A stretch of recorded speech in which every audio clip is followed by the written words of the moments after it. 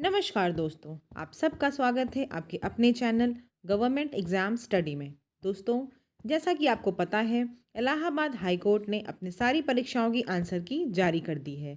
अब आप सबने अपने स्कोर ज़रूर जान लिए होंगे कि कितने स्कोर आ रहे हैं। अब सारी चीज़ें देखिए आपकी टाइपिंग पे ही डिपेंड करेंगी।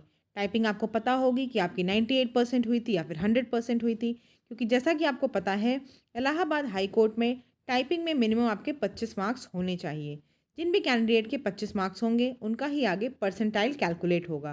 रॉ मार्क्स देखिए सबके आएंगे, आंसर की और टाइपिंग के दोनों के आपके रॉ मार्क्स आएंगे, लेकिन परसेंटाइल सिर्फ उन्हीं कैंडिडेट्स के कैलकुलेट होंगे जिनके 25 से ज़्यादा नंबर होंगे।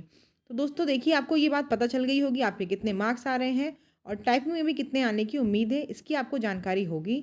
उसी हिसाब से आज हम बात करने जा रहे हैं डॉक्यूमेंट वेरिफिकेशन की। कौन से ऐसे डॉक्यूमेंट्स हैं जिनकी आपको ज़रूरत पड़ती है डॉक्यूमेंट वेरिफिकेशन के टाइम।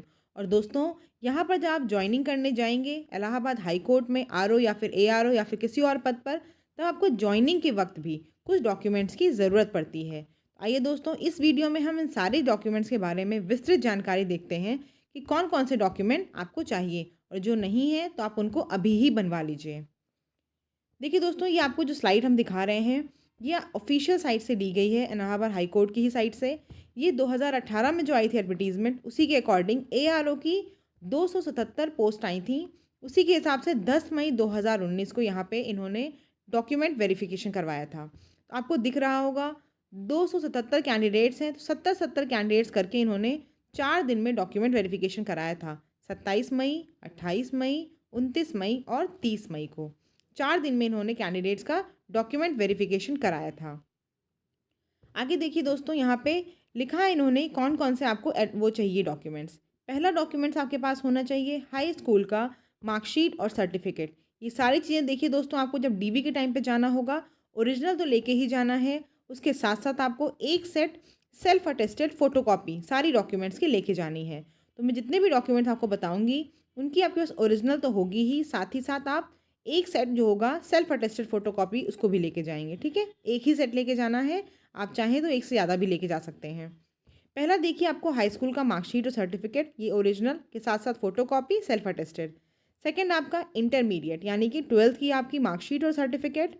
तीसरा आपका ग्रेजुएशन की मार्कशीट और सर्टिफिकेट। इतनी तो आपको कंपलसरी है, लेकिन अगर पोस्ट ग्रेजुएशन जिसके पास है वो उसकी भी मार्कशीट और सर्टिफिकेट लेके जा सकता है। जिसका नहीं होगा तो कोई इशू नहीं है। फिफ्थ आपका देखिए है कि डिप्लोमा या डिग्री कंप्यूटर साइंस में किसी भी रिकॉग्नाइज्ड यूनिवर्सिटी से ओ लेवल आपके पास हो, या फिर ट्रिपल सी सर्टिफिकेट हो, या फिर आपने कोई भी ऐसा डॉक्यूमेंट्स आपके पास हो जिसमें ये प्रूव होता है कि आपके पास डिप्लोमा या सर्टिफिकेट है कंप्यूटर की स्टडीज़ का, तो आपको वो लेके जाना है। सिक्स आपका डोमिसाइल सर्टिफिकेट है। लेकिन देखिए दोस्तों, ये डोमिसाइल जो है, ये सिर्फ रिजर्व्ड कैटेगरी जो यूपी की है, यानी कि ओबीसी, एससी, एसटी, सिर्फ उनके लिए है एप्लीकेबल, जनरल को नहीं लेके जाना है। ठीक है, तो सिक्स आपका डोमिसाइल सर्टिफिकेट ओरिजिनल, अगर नहीं बनवाया है तो ज़रूर बनवा लीजिएगा। सेवन आपका कास्ट सर्टिफिकेट है। ये कास्ट सर्टिफिकेट भी दोस्तों देखिए, जो रिजर्व कैटेगरी है कैंडिडेट्स के, उनके पास होना चाहिए। एक प्रिस्क्राइब फॉर्मेट होता है, आपको पता होगा, वही प्रिस्क्राइब फॉर्मेट में लेके जाना है आपको। आठवां है एनओसी या और रिलीविंग रिक्वेस्ट, यानी कि अगर आप सेंट्रल के या फिर स्टेट के एम्प्लॉय हैं या पीएसयू में एम्प्लॉय करते हैं, तो आपको वहाँ से एनओसी भी लेके जाना है। ठीक है। नवा है आपके पास डिस्चार्ज सर्टिफिकेट। ये डिस्चार्ज सर्टिफिकेट देखिए एप्लीकेबल है ex serviceman of navy, naval academy, army, air force के। जो एक्स सर्विसमैन होते हैं, ये उनके लिए डिस्चार्ज सर्टिफिकेट। दसवां, अगर आप स्पोर्ट्स पर्सन हैं तो आप अपना सर्टिफिकेट लेके जाएंगे स्पोर्ट्स का भी। 11th आपके पास है डिसेबिलिटी सर्टिफिकेट। जो भी कैंडिडेट्स के पास डिसेबल्ड पर्सन है, उनके पास उनका डिसेबिलिटी सर्टिफिकेट होगा, उनको वो भी लेके जाना है। और 12वां है आपके पास कोई भी आपकी आईडी जो एक अथॉरिटी से इशू की गई है, आइदर आपका आधार कार्ड हो, या फिर जो लोग सर्विस में हैं उनके पास उनकी ऑफिस का एक कार्ड होगा, उनमें से आप कुछ भी लेके जा सकते हैं। तो दोस्तों, ये आपकी तब की डॉक्यूमेंट्स हैं जब आप डीवी के लिए जाएंगे, उस समय आपको इन चीज़ों की ज़रूरत पड़ेगी। 10th, 12th, ग्रेजुएशन की मार्कशीट और सर्टिफिकेट, डिप्लोमा आपका ट्रिपल सी में, domicile certificate, caste certificate, NOC अगर आप जॉब करते हैं तो, डिस्चार्ज सर्टिफिकेट जो नेवी के पर्सन या फिर आर्मी के पर्सन होंगे, स्पोर्ट्स पर्सन को अपना सर्टिफिकेट लेके जाना है, डिसेबल्ड पर्सन को। ठीक है, और आप लोगों को सबको आईडी लेके जानी है। अब देखिए दोस्तों, हम बात कर लेते हैं कि ज्वाइनिंग के टाइम पे। तो देखिए, ज्वाइनिंग के टाइम पे इन्होंने लेटर इशू किया था और बताया था कि 15 दिन में आपको ज्वाइनिंग कर लेनी है। जब भी अपॉइंटमेंट लेटर आपके पास मिलता है, पहुँचता है। उसके लिए देखिए डॉक्यूमेंट्स कौन-कौन से हैं। हाई स्कूल, इंटरमीडिएट, ग्रेजुएशन की मार्कशीट और सर्टिफिकेट तो ओरिजिनल लेकर ही जानी है। पोस्ट ग्रेजुएशन अगर आप एप्लीकेबल हैं तो आप उसको भी लेके जाएँगे। ट्रिपल सी सर्टिफिकेट तो आपको वो भी लेके जाना है, कोई भी डिप्लोमा या डिग्री हो आपकी हो कंप्यूटर साइंस में, वो लेके जाना है। Domicile certificate, caste certificate, no objection certificate और रिलीविंग रिक्वेस्ट, ये सब वही डीवी जैसा ही आपको लेके जाना है। और आपके पास अगर एक्स सर्विसमैन है तो डिस्चार्ज सर्टिफिकेट लेके जाएंगे। अगर आप स्पोर्ट्स पर्सन हैं तो सर्टिफिकेट अपना स्पोर्ट्स का लेके जाएंगे। डिसेबिलिटी सर्टिफिकेट लेके जाएंगे अगर डिसेबल पर्सन है। आइडेंटिटी कार्ड लेके जाएंगे, किसी भी इशू जो भी अथॉरिटी होगी इशू करेगी। देखिए 3 चीज़ें आपको और लेके जानी है, वो क्या है उसको डिस्कस कर लेते हैं जॉइनिंग के टाइम पे। एक तो आपको लेके जाना होता है कैरेक्टर सर्टिफिकेट, और वो भी 2 कैरेक्टर सर्टिफिकेट आपको लेके जाने होते हैं। वो आपके या फिर एमपी के द्वारा जारी किए गए हों, या फिर विधान परिषद या विधानसभा के कोई सदस्य हों उनके द्वारा जारी किए गए हों, या फिर गज़ेटेड ऑफिसर से जारी किया गया हो, जिसमें ये बताया गया हो कि आपका मॉरल कैरेक्टर बहुत अच्छा है और आप कभी भी लॉ या ऑर्डर के खिलाफ कोई काम नहीं किए हैं।